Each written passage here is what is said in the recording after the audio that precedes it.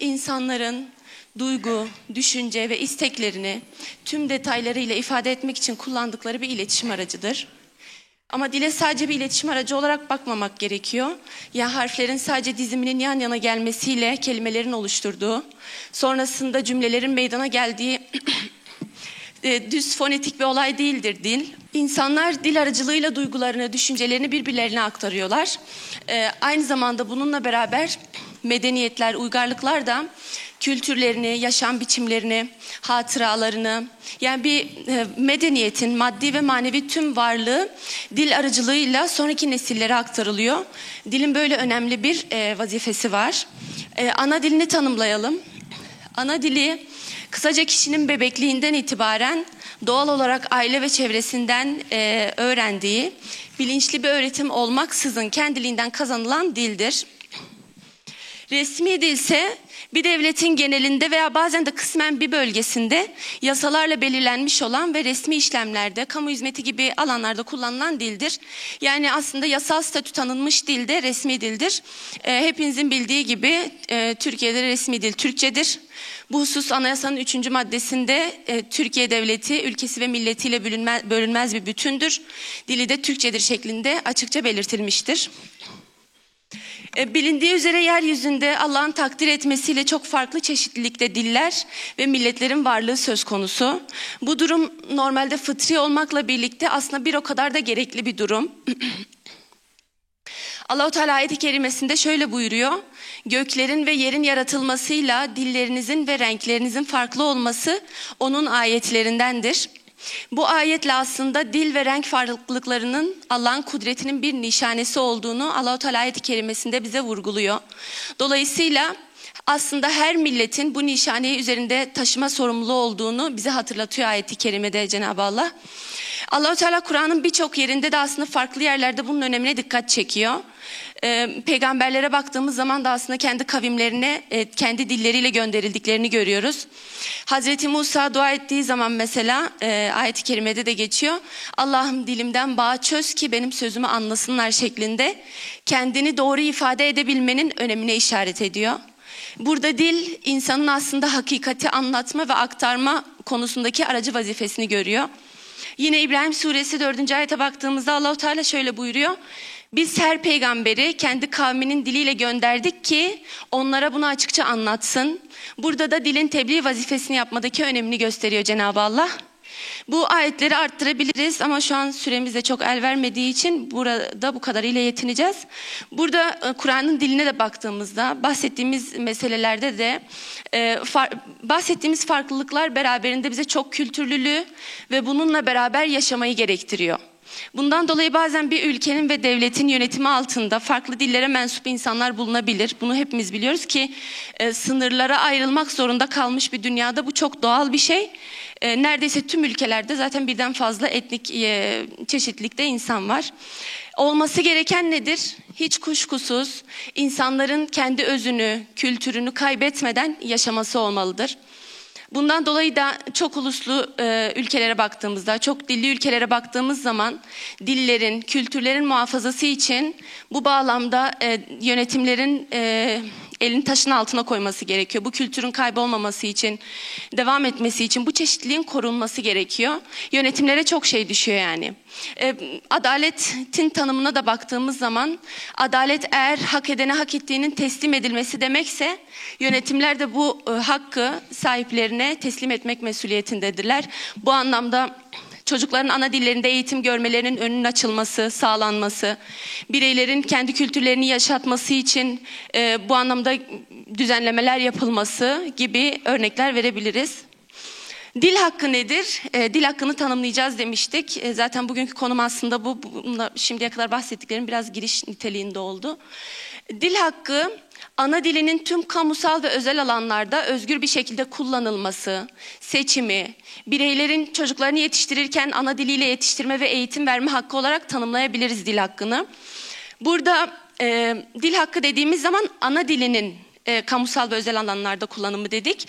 Çünkü zaten resmi dile, yani yasal statü sahibi olan dile baktığımız zaman bu dil zaten anayasal olarak ve yasal olarak koruma altında ya da işte pratikte bu anlamda herhangi bir problem yaşanmadığı için burada bahsedilen dil hakkından kasıt, yani dil haklarının temelinde ana dilinin olduğunu söyleyebiliriz. Yani resmi dilden ziyade ana dilinin kastedildiğini söyleyebiliriz. Dil hakkı azınlık statüsünde olsun ya da olmasın bir topluluğun yasal olarak, idari olarak ve adli işlemlerinde kendi dilini kullanabilmesi, kendi ana dilinde eğitim alabilmesi, medyada ve diğer tüm kamusal alanlarda kendi dilini kullanabilmesinin kapsar. Bununla birlikte eğitim öğretim aracılığıyla da bunu kendinden sonraki nesillere aktarabilmesi hakkını ifade eder. Bu hak özel ve kamusal alanlarda kendi dilini konuşmanın önünde hiçbir engel bulunmaması gerektiğini ifade ediyor. Dil hakkı tıpkı yaşama hakkı, ifade özgürlüğü hakkı gibi doğuştan sahip olunan bir haktır ve verilmesi gereken temel bir insan hakkı olarak görülmelidir. Dil hakkına baktığımız zaman son bir şey daha söyleyip sonrasında uluslararası belgelerde bu dil hakkının nasıl tanındığına değineceğim inşallah. Dil hakkına baktığımız zaman birçok başka önemli sosyal haklarla da alakalı bir hak olduğunu görüyoruz. Yani bugün mesela eğitim öğretim hakkı gibi, çalışma hakkı gibi, sağlık hakkı gibi, çocuk hakları gibi, kimliğini koruma hakkı gibi, adil yargılanma hakkı gibi, ki biz bunları arttırabiliriz. Birçok hakla dil hakkı doğrudan bağlantılı bir hak. Şöyle düşünelim. Eğer kişi doğuştan sahip olduğu ana dilini rahat bir şekilde konuşamazsa ifade özgürlüğü hakkını da aslında gerektiği şekilde yerine getirmemiş olacak. Uluslararası belgeler aslında çok sayıda bununla alakalı, özellikle 2. Dünya Savaşı'ndan sonra Birleşmiş Milletler'in kurulması, işte Avrupa Konseyi gibi uluslararası örgütlerin kurulmasıyla birlikte dil hakkı da aslında hukuki anlamda belgelere peyderpey girmeye başlamış. Tabii bunun fikirsel anlamda altyapısı daha geçmişte de var ama biz belgelere baktığımızda daha somut bir şekilde, sistematik bir şekilde dil hakkının uluslararası belgelere girişini 2. Dünya Savaşı'ndan sonraki sürece yayabiliriz aslında. Öyle görebiliriz. Bir iki tane sözleşmeden bahsedeceğim. Çok fazla o konuya girmeyeceğim çünkü çok sayıda sözleşme var. Ama bu anlamda düzenlemelerin çok olduğunu söyleyebiliriz. Bu belgelerden bir tanesi Birleşmiş Milletler İnsan Hakları Evrensel Bildirgesi. Birleşmiş Milletler Genel Kurulu'nun kararıyla 10 Aralık 1948 tarihinde bu bildirge kabul ediliyor. Bildirgede her bireyin doğuştan sahip olduğu haklar tanımlanıyor.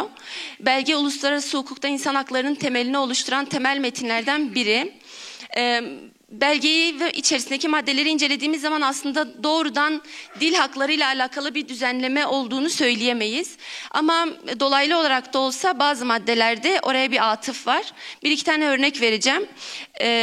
İkinci maddeye baktığımız zaman bildirgenin ikinci maddesinde madde şöyle: herkes ırk, renk, cinsiyet, dil, din, siyasal ya da başka türden kanaat, ulusal ya da toplumsal köken, mülkiyet, doğuş veya başka türden statü gibi herhangi bir ayrım gözetilmeksizin bu bildirgede belirtilen bütün hak ve özgürlüklere sahiptir.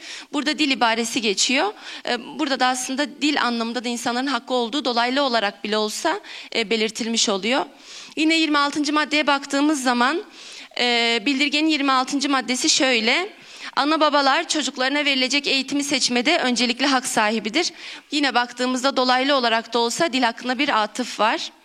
Bir başka sözleşme yine Birleşmiş Milletler bünyesinde imzalanmış olan medeni ve siyasi haklara ilişkin uluslararası sözleşme. Yine Birleşmiş Milletler Genel Kurulu'nun 16 Aralık 1966 tarihli kararıyla kabul ediliyor. 1976 yılında yürürlüğe giriyor bu sözleşme. Türkiye sözleşmeyi imzalıyor. 2003 yılında imzalıyor. Bazı maddelerine çekince koyarak onaylıyor. Sözleşme dil haklarının uluslararası hukukta doğrudan açık bir şekilde tanındığı ilk bağlayıcı hükümlerden bir tanesini içeriyor. Bu anlamda aslında önemli bir sözleşme olduğunu söyleyebiliriz. Madde 27'de şöyle geçiyor. Azınlıkların korunması başlıklı madde 27'de. Diyor ki etnik, dinsel veya dilsel azınlıkların bulunduğu bir devlette böyle bir azınlığa mensup bulunan kişilerin grubun diğer üyeleriyle birlikte toplu olarak kendi kültürel haklarını kullanma, kendi dinlerinin gereği ibadet etme ve uygulama veya kendi dillerini kullanma hakları engellenemez. Aslında burada kendi dillerini kullanma ibaresinden de doğrudan dil haklarına gönderme yapıldığını anlamış oluyoruz bu maddede. Bu anlamda dediğim gibi önemli bir sözleşme. Uluslararası belgeleri dediğim gibi daha da açabiliriz ama program çok uzayacak. Bu belgeleri de baktığımız zaman az önce yapmış olduğumuz açıklamalardan da ayet-i kerimelerden de gittik. Çok dillilik hem kültürel çeşitliliğimizin hem de zenginliğimizin aslında bir göstergesi. Bu yaklaşımın somut örneklerini biz dünyanın birçok yerine baktığımızda da görebiliyoruz. Mesela bugün Avrupa'daki bazı ülkelere baktığımızda işte İsviçre gibi, Belçika gibi, Kanada gibi, Finlandiya gibi birçok örnek var. Bunlara baktığımız zaman ben vakit yetseydi diğer ülkelere de değinebilirdik belki ama ülkelerden biri üzerinde biraz durmak istiyorum. Birden fazla resmi statü tanınan, resmi dil olarak görülen dillerin uygulamaları ülke içerisinde nasıl? Biraz bunu açalım. Finlandiya örneği üzerinde inşallah duracağım. Biraz Finlandiya'nın yapısından bahsedelim. Nasıl bir yapısı var genel olarak? Sonrasında hem eğitim boyutunu biraz irdeleyeceğiz. Hem de resmi dil anlamında nasıl yürüdüğünü biraz irdelemeye çalışacağız inşallah. Finlandiya demokratik parlamenter cumhuriyet sistemiyle yönetilen bir ülke. Aynı Türkiye'deki gibi yargı, yasama ve yürütmeden ayrı olarak çalışıyor. Ülkede 2 tane resmi dil var. Statü tanınan 2 resmi dil var. Biri Fince dili, diğeri de İsveççe dili. Nüfusun tümüne baktığımız zaman nüfusun yaklaşık %88'i, %90'a yakın bir nüfusu Fince konuşuyor. Geriye kalan nüfustan da %5 oranında İsveççe konuşanların sayısı var. Geriye kalanlar da artık diğer azınlık, diğer etnik kimliğe sahip kişilerin konuştuğu diller. %5 oranında, bunu biraz altını çizerek söyleyeyim çünkü çok düşük bir miktar aslında baktığınız zaman. İsveççe konuşanlar ülke genelinde bu kadar az olmasına rağmen eğitim alanında, yargı alanında, resmi belgelerde vatandaşların hepsine eşit haklar uygulanıyor. Yani İsveçliler ile Finliler arasında bir ayrım görülmüyor ülke içerisinde. Ülkede farklı çeşitlerde eğitim modelleri veriliyor aslında. Burada bahsedeceğim modeller şu anlamda söylemiyorum aslında. İşte bunların aynısı Türkiye'de de uygulansın değil ama farklı ülkeler kendi yapılarına göre, kendi sistemlerine göre modeller geliştiriyorlar ve kendi ülkelerine bunu uyarlıyorlar. Belki bir örnek olması açısından kısaca buna değineceğim. Ülkenin farklı yerlerinde farklı eğitim modelleri uygulanıyor. Şimdi düşündüğünüz zaman bir ülkede eğer resmi dil varsa bu resmi dil okullarda nasıl bir eğitim verilebilir? Yani kişilere mesela işte çoğunluğun dili olan Fince mi eğitim verilecek yoksa İsveççe mi eğitim verilecek? %5 oranında konuşulan bir dil. Bunu aşmak için bazı modeller geliştirmişler. Bazı bölgelerde 2 ayrı dilde paralel okullar açılıyor. Yani şöyle düşünelim, aynı yerleşim içinde Fince ve İsveççe ana dilli okulların eğitimlerini ayrı ayrı yürütmesi şeklinde bir sistem var. Böyle oluyor. Farklı ağlar var. İşte bazı okullar Fince eğitim veriyor. Bazı okullar İsveççe eğitim veriyorlar. Aileler kendi çocuklarının ana diline göre çocuklarını okullara kaydediyorlar. Bu şekilde orada eğitim yürümüş oluyor. Bu tabii ki şöyle, her iki ağa da baktığımızda, yani Fince'ye de baktığımızda, İsveççe'ye de baktığımızda, bu eğitim, yani bu şekilde eğitim veren okullara baktığımız zaman genel müfredata her iki okulda uyuyor. Okulun belirlemiş olduğu müfredata her iki okulda uyuyor. Ders içerikleri de çok benzer ama ana dil anlamında baktığımız zaman birincisi öğretim dili farklı. Bu çok önemli bir şey. İkinci olarak da bazı kültürel öğeler farklı işleniyor. İşte herkesin diline göre, kültürüne göre farklı şeyler aktarılıyor. Öğretmen atamaları da tabii her okulun kendi ana diline göre yapılıyor. Bir başka model yine ülke içerisinde uygulanan modellerden biri 2 dilli programlar dediğimiz immersion modelleri. Burada da bir kısmı veya belirli dersleri 2. dilde verilen programlar mevcut. Küçük yaşlardan itibaren çocuklara dil yeterliliğini kazandırmak amacıyla böyle bir eğitim veriliyor. Bu nasıl? Öğrenciler için hedef bir dil seçiliyor.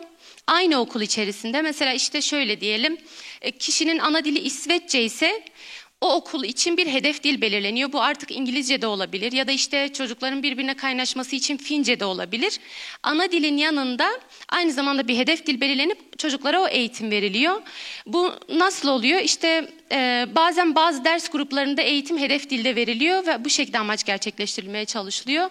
Mesela işte matematik ve tarih dersi, okulun ana dili İsveççe diyelim. Matematik ve tarih dersi Fince veriliyor. Çocuk böylece İsveççe ana diline sahip olmasına rağmen aynı okul içerisinde Fince'yi de öğrenmeye maruz bırakılıyor. Ya da işte haftanın belirli günleri, işte pazartesi, çarşamba Fince öğretilirken çocuğa, geriye kalan günlerde İsveççe zaten eğitim alınıyor. Tabii burada bahsettiğimiz şey dil öğretimi değil. Zaten çocuklar orada aldıkları eğitimi bizzat o dilde öğreniyorlar. İşte matematik öğreniyorlarsa matematiği İsveççe dilinde öğreniyorlar. Bizim hani Türkiye'deki gibi İngilizce dersi gibi düşünmeyelim. Saymış olduğumuz yukarıda ana dilin korunup geliştirilmesine yönelik uygulanan eğitim modelleri sayesinde ülkede iletişim ağları çok kuvvetli oluyor. Devlet bunun için özel ders materyalleri geliştiriyor. Devlet de bu anlamda üstüne düşen vazifeyi yerine getirmeli. Bu şekilde kültürel çeşitlilik koruma altına alınmış oluyor. Finlandiya'ya baktığımız zaman aslında bu bir zorluk değil, bir zenginlik olarak görülmeli. Bundan dolayı Finlandiya çok dilli eğitimde en başarılı modellerden birisini olarak gösterilebilir belki. Çok kısa bir şeye daha değinip bitireceğim. Mesela Belçika'ya bakalım. Bir ülkede birden fazla resmi dil konuşuluyorsa ya da bir ülkede birden fazla resmi dilin tanınıyor olması, çocuklara ana dilinde eğitimin veriliyor olması aslında bölgeler arasındaki eşitsizliği en aza indirger. Yerel halkın yaşam standartlarını yükseltir. Halkın kendini daha iyi ifade edebilmesine olanak sağlar. Az önce de bahsettik, temel haklarla da ilintiliydi bu hak. Ayrıca yönetimin halkla uyuşabilme düzeyini ve ortak paydada buluşabilme ihtimalini de arttırır. Kültürel çeşitliliği koruma altına alıp farklı etnik kökene sahip bireyler arasındaki karşılıklı saygıyı, sevgiyi güçlendirir. Empati duygusu oluşmasını sağlar. Bu anlamda baktığımız zaman, ayrıca da devlet açısından da baktığımızda bireyin devletine aidiyet duygusunu pekiştirir ve bir vatandaş olarak kişinin kendisini o devletin gerçekten hakiki bir parçası olarak görmesine olanak tanır. Dillerin fazla olması, farklı kültürlerde, farklı çeşitliliklerde olması aslında dünya için, ülkeler için bir tehdit değil. Tam tersi bir zenginliktir. Biz yine söylüyorum, az önce de anlattık. Hem dini boyutuyla hem kültürel anlamda hem toplumsal anlamda baktığımızda birer zenginlik olarak görmemiz gerektiğini düşünüyorum.